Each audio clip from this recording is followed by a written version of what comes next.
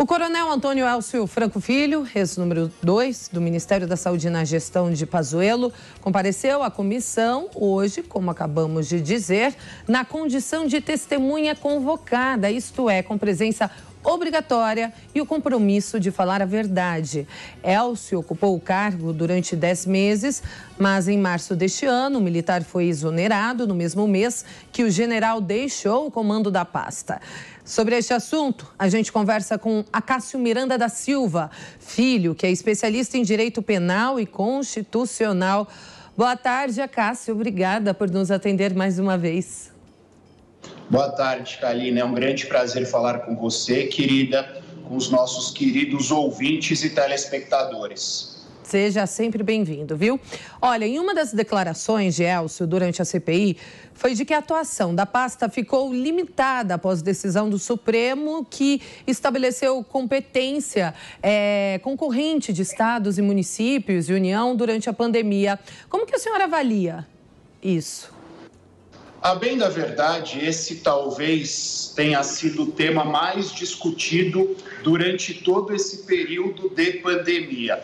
Uma vez que, como regra, a saúde pública é da competência dos 3 entes federativos. Ela já é da competência da União, dos estados e dos municípios, cabendo a estes 3 entes federativos agirem de forma a garantir a manutenção desta saúde pública. Portanto, neste aspecto, a ponderação da testemunha ouvida na CPI, o ex-secretário do Ministério da Saúde, o ex-secretário executivo do Ministério da Saúde, não guarda consonância nenhuma, não encontra respaldo algum naquilo que diz a nossa Constituição Federal desde 1988.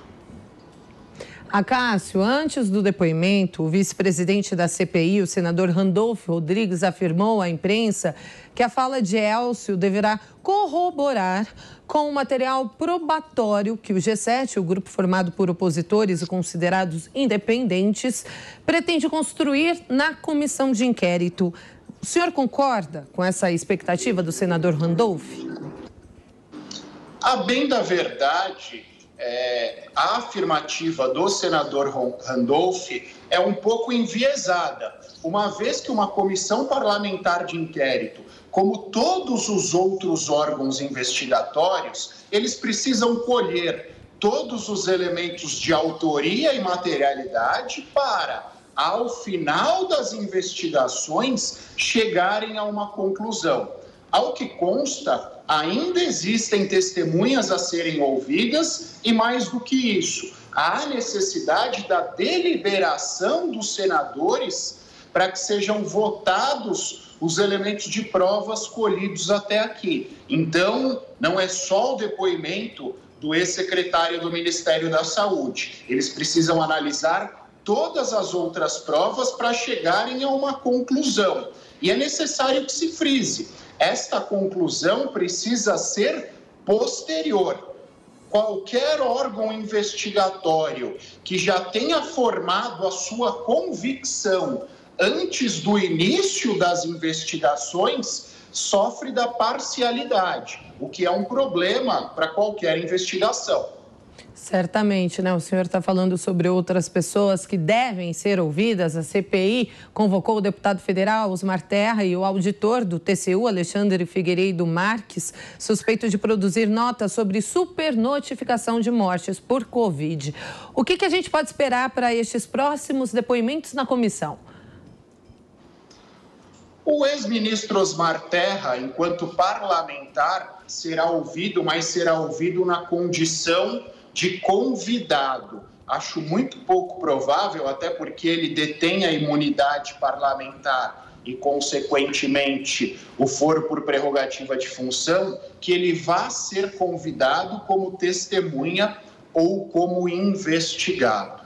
No que diz respeito ao auditor do TCU, ele será chamado como testemunha e, mais do que a obrigação que qualquer testemunha tem de dizer a verdade sobre os fatos que lhe são perguntados, ele tem também uma obrigação técnica, uma vez que teve acesso a todos esses elementos enquanto auditor do Tribunal de Contas, que é o órgão responsável pela análise dos dados enviados pelo governo federal. Então, repito, ele tem uma obrigação técnica de explanar todas as informações sobre as quais teve acesso, sob pena de cometer um crime de falso testemunho e, mais do que isso, cometer um crime enquanto funcionário público, quanto administração pública. Pensando sob o viés processual, sobre um prisma investigatório, eu acho que o depoimento do auditor do TCU talvez seja aquele que traga uma maior quantidade de elementos necessários para que a CPI chegue a uma conclusão. Ele tem menos obrigações políticas e mais obrigações com a verdade. Agora, doutor, a CPI chegando a uma conclusão com elementos que mostram negligência por parte do governo federal e que também mostrem irresponsabilidade, desvios de recursos por parte dos governos estaduais e municipais. Ao final desta comissão aí de inquérito, essa investigação, o que pode acontecer com os poderes? Uma CPI pode levar a uma prisão? A CPI, como regra, não pode requerer...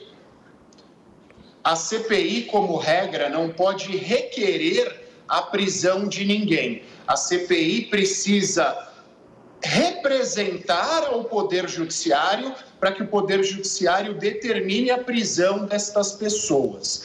A CPI só pode prender alguém se alguém cometer algum crime durante a tramitação da CPI, porque aí, enquanto autoridades, eles estariam determinando a prisão de alguém em flagrante. Contudo, ao final da CPI, quando os senadores chegarem a uma conclusão, eles vão elaborar e votar um relatório, e este relatório será encaminhado ao Ministério Público para que sejam tomadas as providências, legais, e sejam responsabilizados todos aqueles que tenham agido equivocadamente ou tenham se omitido no exercício das suas funções públicas. Mas é importante que todos entendam, esta responsabilização penal caberá ao Ministério Público Federal e ao Poder Judiciário. A CPI não pode condenar ninguém, ela só apura os fatos e manda aos poderes constituídos.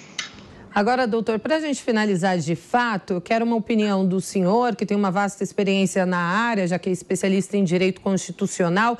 Até este momento, todos os elementos que a CPI da Covid já colheu. O que o senhor considera até este momento? Houve um avanço? Há algum esclarecimento? Ou, por enquanto, é só aquilo que a oposição chama de palanque político, um circo? Eu tenho dito bastante nos últimos dias sobre isso. Diferentemente da polícia, das polícias, do Ministério Público e do Poder Judiciário, os parlamentares, como regra, não têm tanta afinidade com uma investigação. Por vezes, nós nos deparamos com eles se apegando a aspectos que, sob o viés investigatório, pouco importam.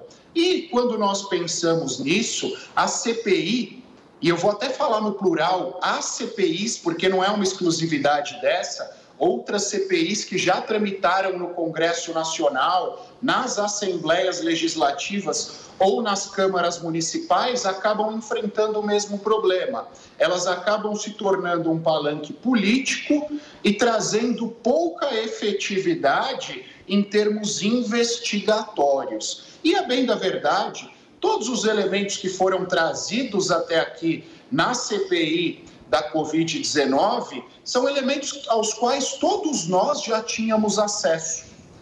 Nós não precisávamos da CPI para que eventuais responsabilidades fossem concretizadas. A CPI, repito, neste aspecto está servindo como um palanque e, infelizmente, ela acaba enfraquecendo a atuação do Ministério Público e do próprio Poder Judiciário. É óbvio que a CPI é um instituto importante, mas essa talvez tenha sido um pouco desproporcional ou um pouco fora do momento oportuno.